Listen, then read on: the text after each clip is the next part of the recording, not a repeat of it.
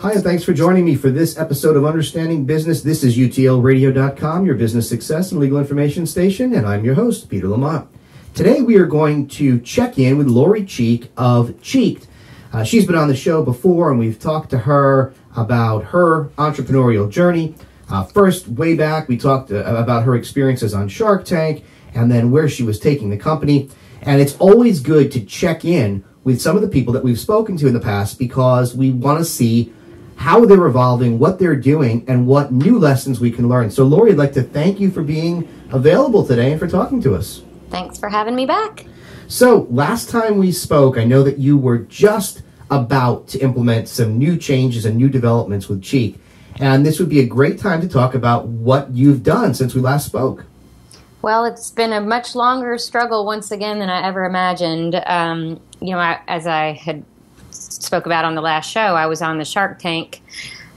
Goodness, it's been almost a year and a half now. And once I left that show and, I got eaten alive on national television, I had hundreds of people reaching out to me wanting to get involved and telling me not to quit. And I knew that there was something behind my concept that was golden. I've never believed in anything more in my life. And this business is more than a business. It's a mission of mine at this point. And I just think the lesson I've learned is if you believe in something this strongly, you just go full throttle ahead and it will pay off in the end. I mean, I just think it's like when you're rubbing sticks together to make fire. Once you do it long enough, there's fire. There's no doubt it's going to happen.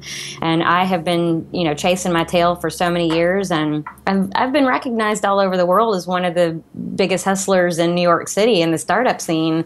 And it's not for nothing. I was just recently asked to fly to Belfast to speak at a tech conference. I'm going there next month, and they found me in an article I was just written about in Forbes magazine about all these marketing stunts I've done to keep my business alive. So I think that's a long-winded way of the main lesson I've learned is stick to your gut and your intuition. If you believe in yourself, just go for it.